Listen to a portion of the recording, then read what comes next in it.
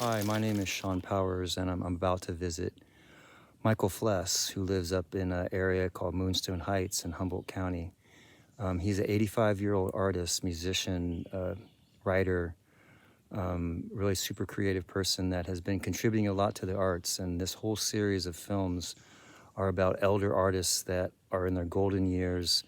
And basically, I'm recording their lives and their contributions to the arts. Michael Fless is mainly known for working with Christopher Tree, who was a famous musician that created the spontaneous sound using gongs in the early 60s. The light shows were also something that Michael had something to do with, the liquid light shows. And there'll be a whole series of interviews of artists that have greatly contributed to the arts that might be not known to everybody. And right now, we're way high in the trees, and you can hear them birds singing.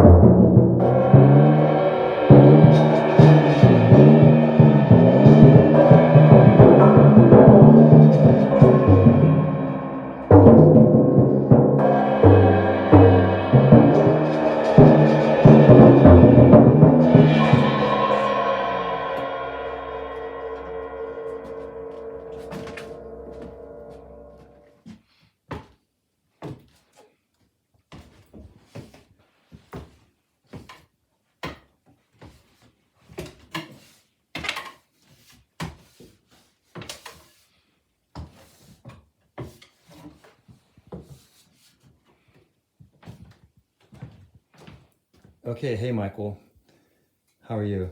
Good. Great, great, good to see you. This is my friend Michael Fless. I've known him for about 30 years. This is an interview about your associations with Christopher Tree, who was, as you call him, your teacher. Where did you first meet Christopher Tree? And more important, who is Christopher Tree? That's a good question. Anyway, so where did I first meet Christopher Tree? This was in Beverly Glen in Los Angeles, right near UCLA. And he came to rent a place of mine because where I rented, I had a one little cabin that was separate and then a larger place that had bathroom and kitchen. And I rented him that, and then we shared the bathroom and kitchen. And I was out in that little cabin. So that's how I met him when he came up to do that. And then there's that famous moment when I'm in the kitchen and I'm washing the dishes. Now, he has a small setup in my living room like that, you know what I mean? And I'm washing the dishes, and all of a sudden, he just cuts loose with some real far out stuff, you know. And I dropped the cup on that thing in the sink, you know, where there's two of them, and it fell on there, didn't break. And I ran into the room. I was very stoned, right? I ran into the room and I start dancing on this little piece of carpet. But the house had been built, what could you say, badly. There was no foundation. It was just right on the earth. So every time it rained, the water and the dirt from the ground would come up through the carpet because there was nothing there to protect it. And then it would just dry there like that, right? So when I got out there, I started dancing on that piece of carpet. And Christopher dropped his sticks and everything that he'd been playing with. He came over and started dancing on the carpet with me. And very quickly, all that dust came out of the carpet and completely enveloped us. And we ended up just cracking up laughing because it was so funny. So that's how I met him. And so in terms of when we were thinking of working together, uh, after that music scene, we became quite friendly and everything like that, you know. And so one night he says to me, listen, it would be great if you could help me get this music thing on the road, you know. And I said, well, what do you got in mind exactly? He says, you know, getting me concerts and things of that nature. And I said, oh, you got to be crazy, man. I got a big film business that I'm running right now. And, you know, I'm cool for money and I'm interested in the work, you know, and so forth and so on. But believe it or not, I gave it up and started getting him concerts. So that's how you met. Now the second question is who is Christopher Tree? Oh, yeah, that's a good question. So, any rate, he was an ex-marine, was it, or Navy? He was ex-Navy guy. Started smoking grass in the Navy, and then I just know the story partly, but then he fell in love with this woman down in the desert, and out of that came playing the gongs. Except, I should say this, there's a real secret history of light shows from the 50s in the state of California. Christopher was the second generation of that. And it started out at San Francisco State College in the art department. And this guy had an overhead projector with a glass dish on it, a glass dish that had a rim to it so you could put water in it. And he was putting, in the end, we used sugar water and ink. And you put the ink in just little with these tubes and everything. You're blowing the ink onto it, and then somebody has a straw and blows those colors around. An overhead projector takes it and throws it on the screen. We had a 10 by 10 screen. And so the musicians, with all the gongs and bells and cymbals, they're watching the colors on the screen, and that's what they're playing with. And the people that are doing the colors, they're listening to the music. And it's all spontaneous. That's if Christopher taught me one thing, it's what the word spontaneous means. So, any rate, yeah, so that was the thing. And those guys, out of San Francisco State, that first generation of guys toured around doing the light shows in the Bay Area, in Los Angeles, and there was always gongs and there was always timpani from the very beginning. I don't know why that. And yeah. And Christopher Tree was one of those musicians, the second generation musicians that carried on kind of playing the big drums and the gongs as a way to kind of change the atmosphere and the vibrations in the space. The vibrations in what? In the space that they were using it in, like the room. Okay. Mm-hmm. Yeah, but they were regular shows, you know, just like any other show. I mean, people came in and paid money and sat in the audience, you know. So, yeah. And, and so when you began working with Christopher, was it as a musician or was it as a promoter? Oh, yeah, that I got to make completely clear. I never worked with Christopher in terms of artistically. I always was just getting him concerts. Now, we played together at night when we weren't doing shows, you know, we would sit around and play at night, but I never joined him for the shows. In fact, I'll sum it up for you. Christopher was about 20 light years ahead of me in terms of music. So, you know, I felt I said the other day to somebody, maybe it was you, I set him up, I set his setup up maybe 500 times, you know. And I said, that, when I'm gone, that's what people can say about me. That guy helped him set it up 500 times. And what what year was this, do you think, when this was all happening? When you met him and you're living in his I would say house? 64, 65, something like that. Okay, so it was the very beginning of the people experimenting with psychedelics. I mean, it had been going on for maybe 10 years before that, but it started becoming more prevalent. People doing mind expanding psychedelics along with the music and having experiences. Did you, were you guys focusing on that? So Or listen, was my, I should have told you before. This original thing that Christopher was in way before my time, that was a peyote based performance. That's nothing that they advertised or talked about, but they all took peyote for all the shows, and that was part of the reason they were doing the shows, was to express something in that state of consciousness. Put it that way. And Christopher and I always took peyote for all the shows as well, except I took a lot less than him because I wasn't performing. I was taking the tickets at the door, talking to the people at the press and stuff like that.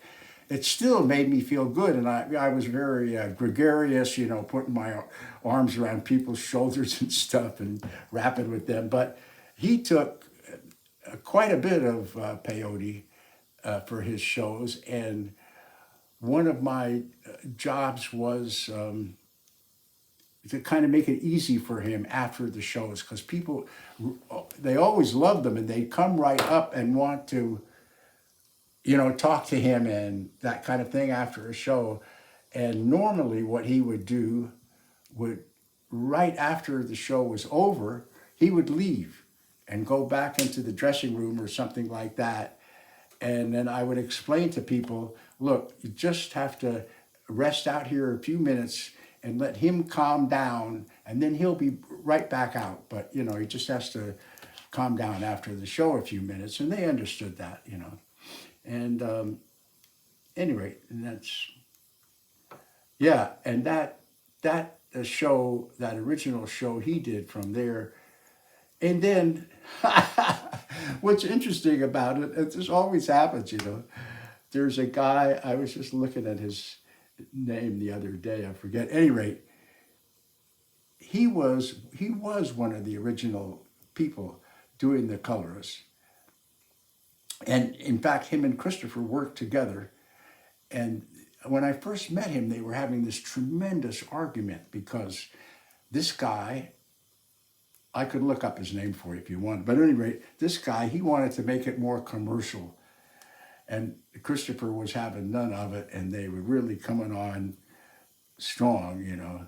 I mean, commercial, like maybe getting some corporations involved or commercials or Well, doing like regular shows with posters and going on the radio and talking about it, just like you would do any other music show. Yeah. promoting it, yeah. Yeah. And you said you did set up over 500 shows for Christopher. Yes, now I got to make clear that way before the time I met him, he stopped doing the light show because he couldn't find anybody that he wanted to do it with. And I was, I think, a little bit instrumental in convincing him that it's okay just to do the music. I think that there's enough there for the audience to have seen a good show, you know, to feel so satisfied. He started doing just the music. Now I'm going to ask you another question, but it's actually the same question, and it is, but who was Christopher Tree? So, any rate, let's say he was in the Navy, you know, and then he got out, started smoking some grass, and somehow or another got in touch with that older light show thing in the Bay Area. And oh yeah, and then he toured initially, even with another musician, a trombone player, a guy who's still around. And so that's it. He went from, let's say, the Navy to a rise in his consciousness. And then, yeah, he had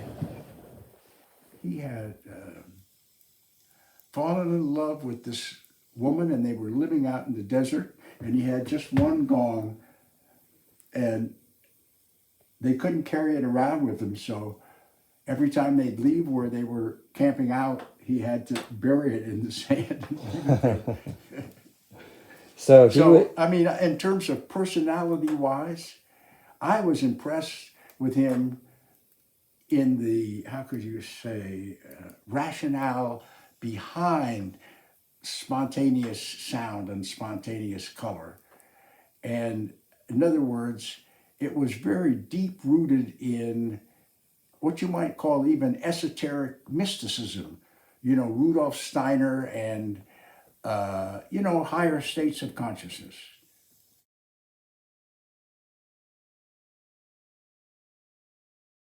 What was the period of time that brought on, like, oh, we're done working together, or we're what was happening at that time? Were you just guys too just tired of doing it, or? Let's say, you know, I don't remember so many years ago now, but I think it goes something like this. I got busted for marijuana, and I spent 10 days in jail, federal jail in Manhattan. And I think I I was of no longer of use to him, and I had to think for myself, you know, what I was going to do next. I met and fell in love with a woman, and we lived in New Mexico. And then my friends around there started whispering in my ear that there were people out there asking about me. So I said, all right, time to move. Oh, right. So that's when I went to Canada. Right. And yeah. And what year was that, do you think?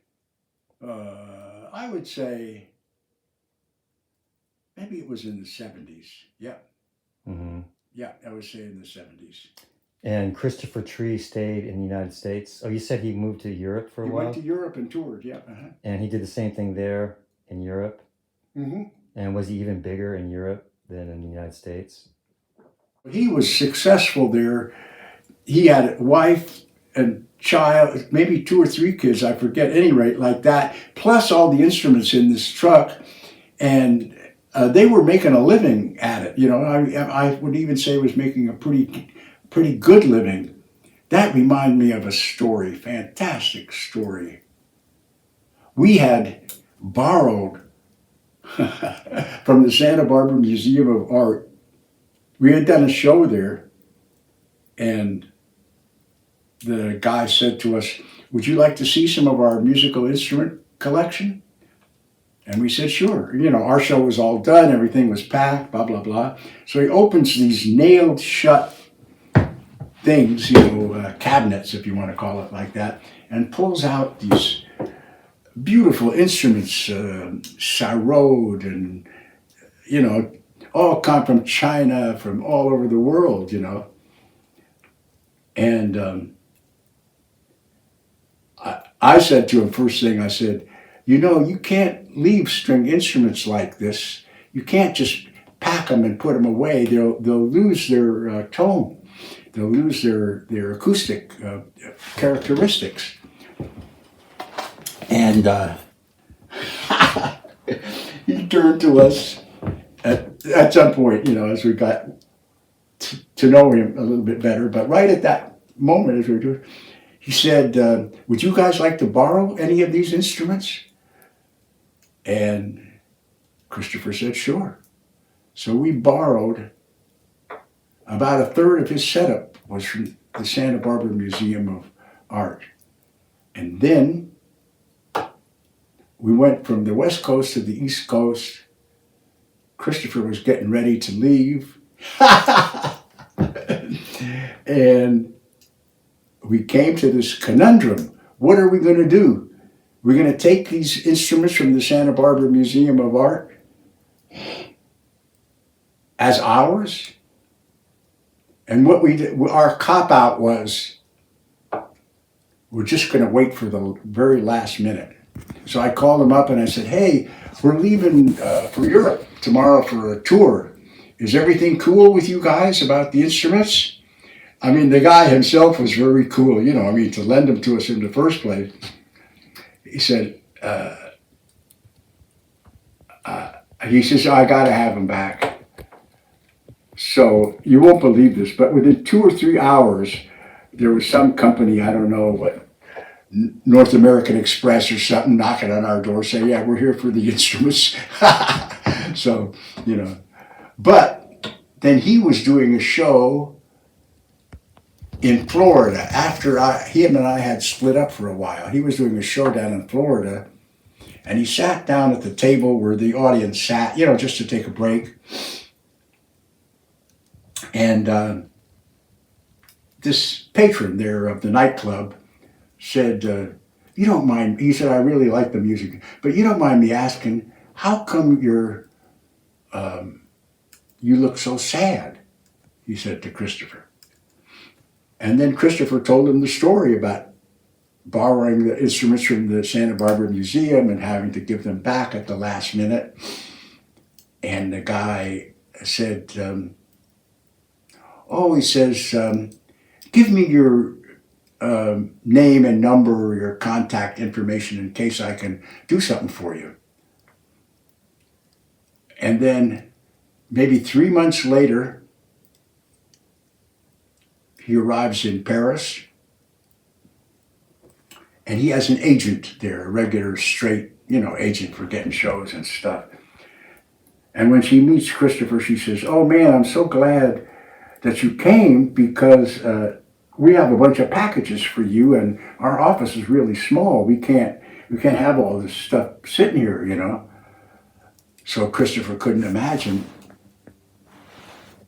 what it all could be. And it turned out that guy in that nightclub in Florida that had asked him that question made all kinds of things like, what's the right thing?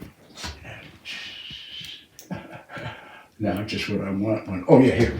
Made all kinds of things like, let's say, really like this. But he had all kinds of what you might call sounding metals.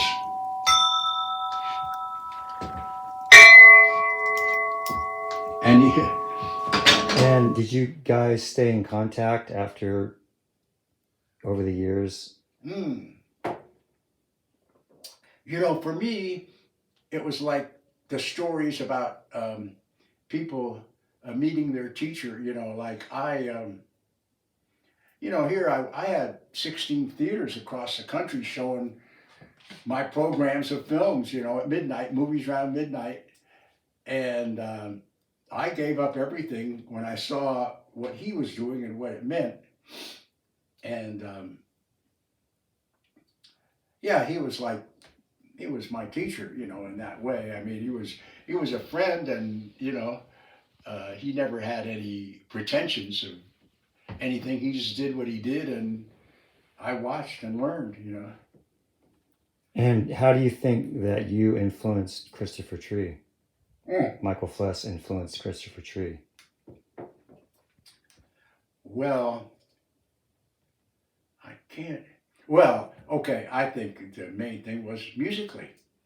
I was 28 years old when I got in contact with his music, and you know, I don't feel like I have much, might say, natural born talent. There's nobody in my family really that, well, my uncle plays the viola a bit, but that's really into music as a main thing. So that was the influence for me, was music. And then, even though I didn't feel I had advanced very far, I convinced myself, well, if you have a bunch of mentally disturbed kids,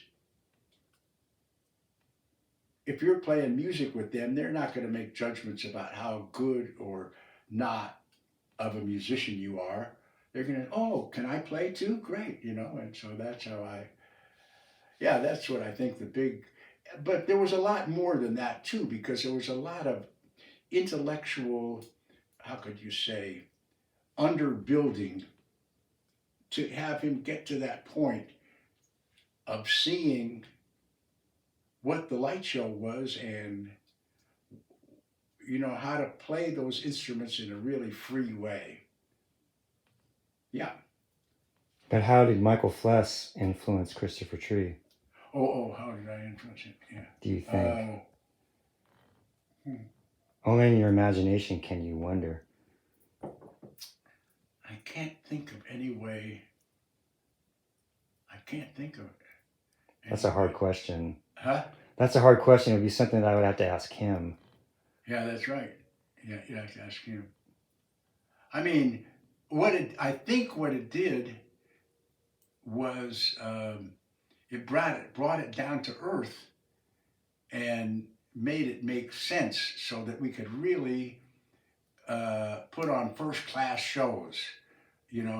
That we had rent money, food, that the vehicles were being taken care of. There was a third guy, Michael, who was with us, who was also help. Definitely was the mechanic.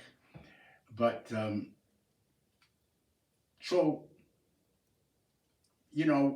I think what I did was help to convince him that there was enough happening with just the music, without the colors, and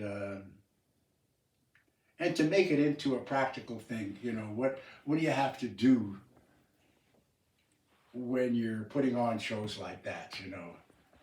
Well, ideally, the so-called advanced man, then you come into New York a couple of weeks before you're going to do your first show there, and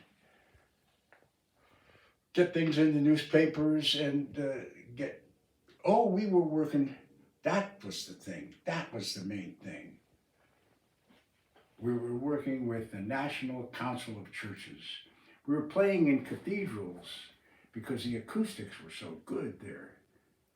When we got to New York, they gave me an office, all my mail and telephone taken care of in the National Council of Churches. And humorously enough, that's where I got busted. 5 guys coming in with other guns and all that shit. In fact, I was in a little tiny room. These 5 cop guys come in, and okay, you're under arrest. They were just like, I looked at these guys and I said, listen, you guys look awful nervous to me. Why don't you just calm down a little bit, And as I was saying that to them, I had opened this drawer, put my stash in this huge big file, and kept on talking with them. And so I got carried out of the National Council of Churches by these cops. And then I was in jail, and this minister guy who had backed me for my office and everything, he went down to the jail And he said, well, what's the bail? And the guy says, well, we hadn't really thought about that. And they talked to this other guy, said $3,000. And this minister guy, I forget his first name now, but he said, oh, that's way too much. Anyway, he got him down to $1,000. He says, okay, hang on, I'll be back in a little bit. So then he tells Christopher, they want $1,000 to get Michael out of jail. So Christopher comes walking along the street, and he comes to the Fillmore, you know, that big rock something. And the guy that runs it and owns it, forget his name, Harry something, Moonfire something the third. And he was a vegetarian. He sometimes used to do these far out raps in between Christopher's shows during the intermission. It's mainly about vegetarianism, but with a lot of, oh, you would have loved it because he was like a mime.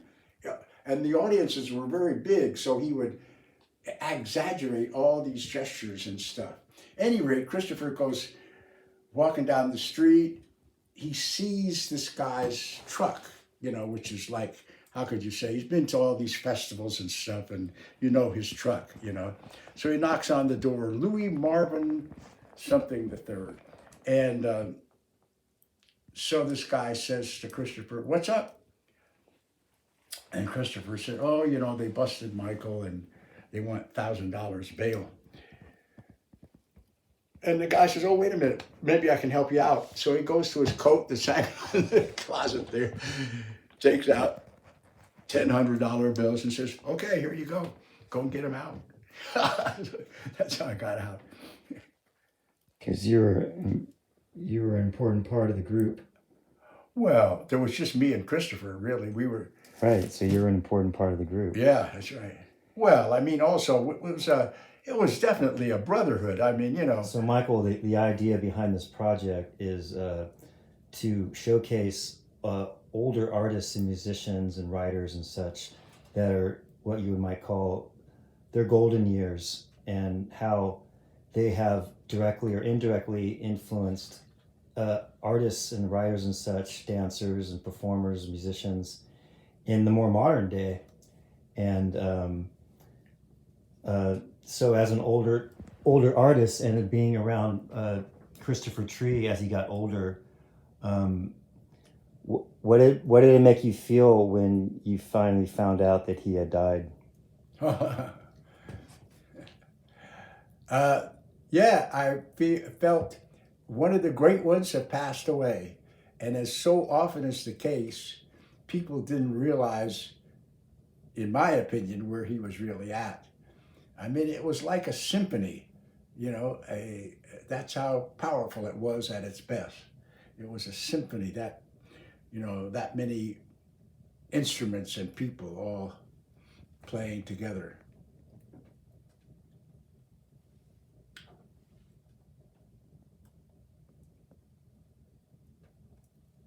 Yeah.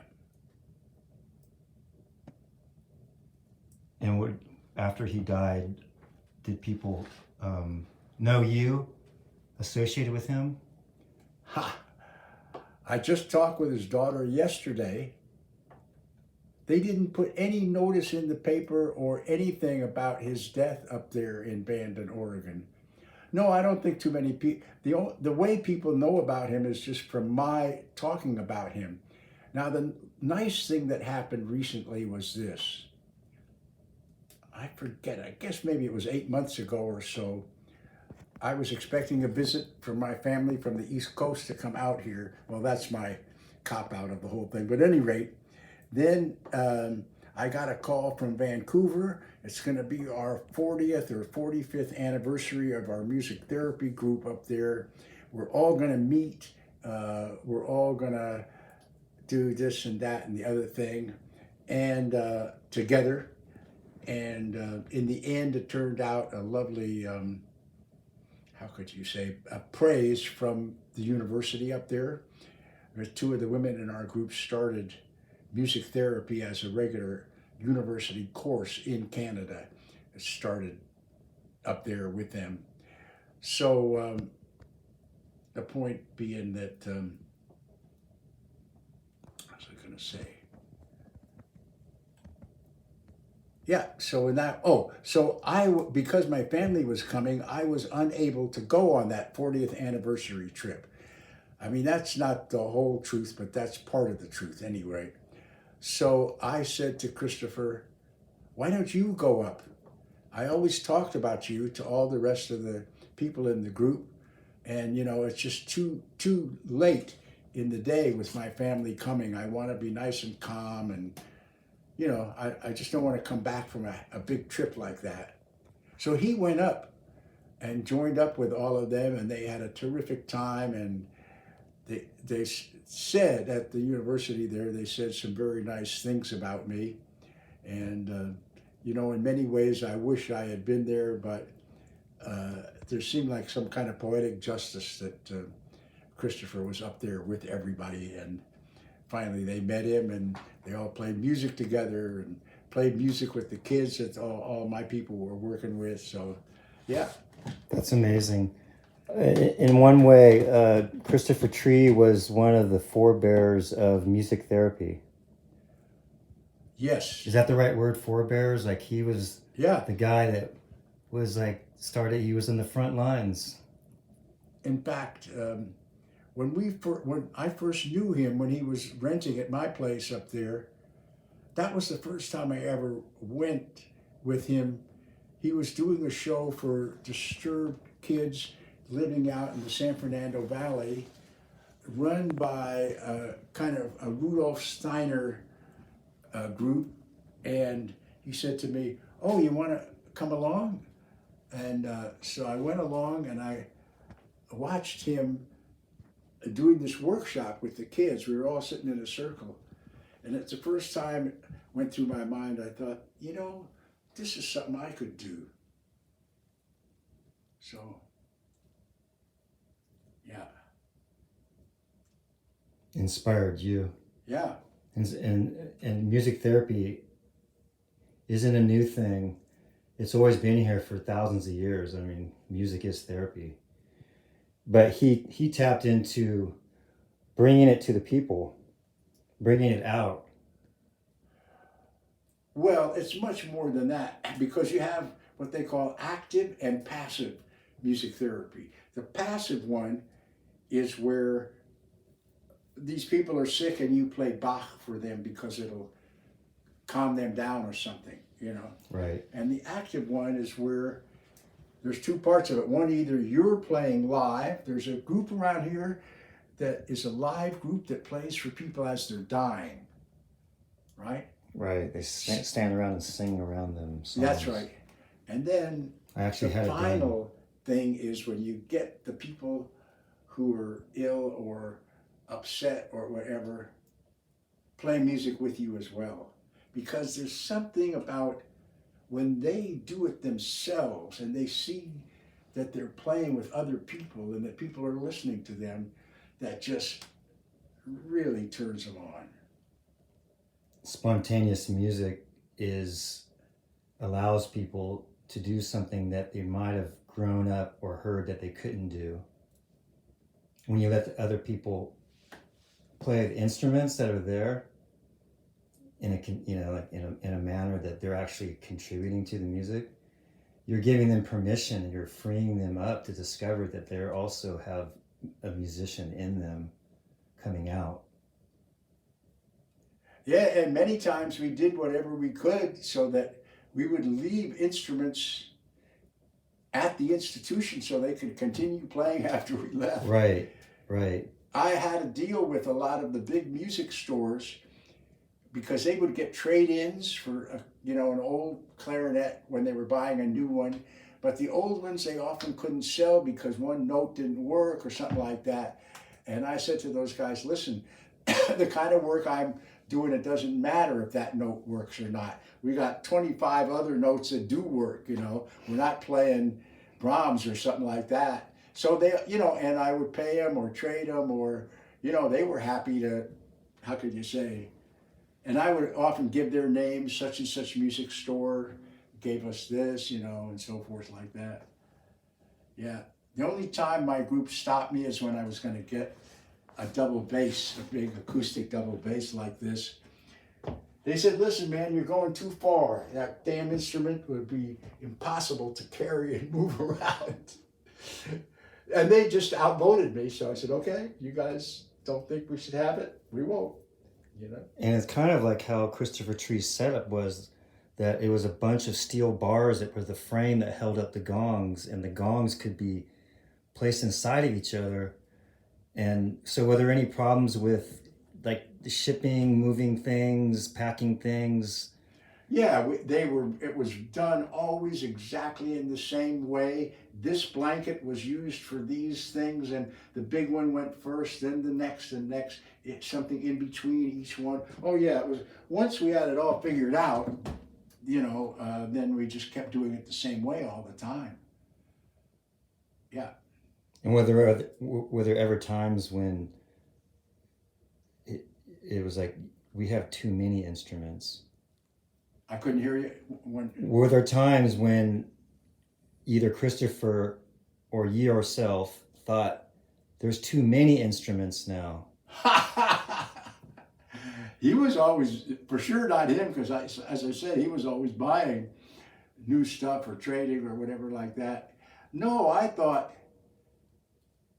I liked the whole scene. It seemed like he could just like go all out. Once you saw how the whole thing came together, then you might as well take it as far out as it was going to get, you know. That's the great story about when we played at San Quentin. As we're coming out, they're looking through all of our stuff, you know. And I said, I can understand you guys looking at our stuff as we're going into the prison, but why are you looking at our stuff as we're leaving? And the guard said to me, those guys, they'll put stuff in among your stuff, you know, and they'll, I guess what they do is then they call up their girlfriend and they'll say, here's this musician guy at this telephone number, call him up and there's this and this and this for you, you know, like that. At any rate, so that was pretty funny. Yeah, there aren't too many people, how could you say, who've been in San Quentin on peyote and overdosed and listened to laying on your back on the floor in that chapel. A lot of funny incidents like that.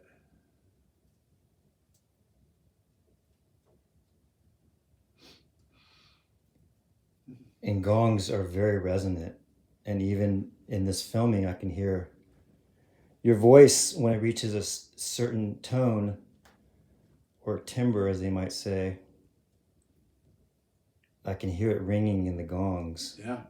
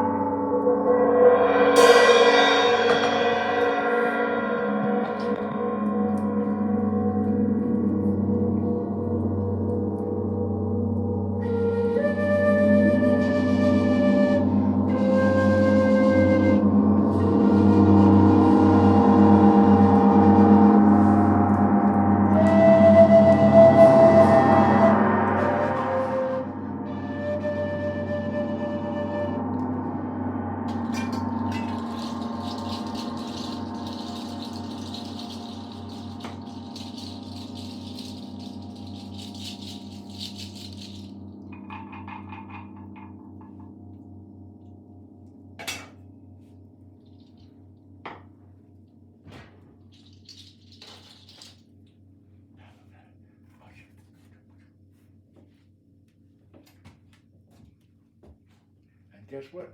I found the lighter.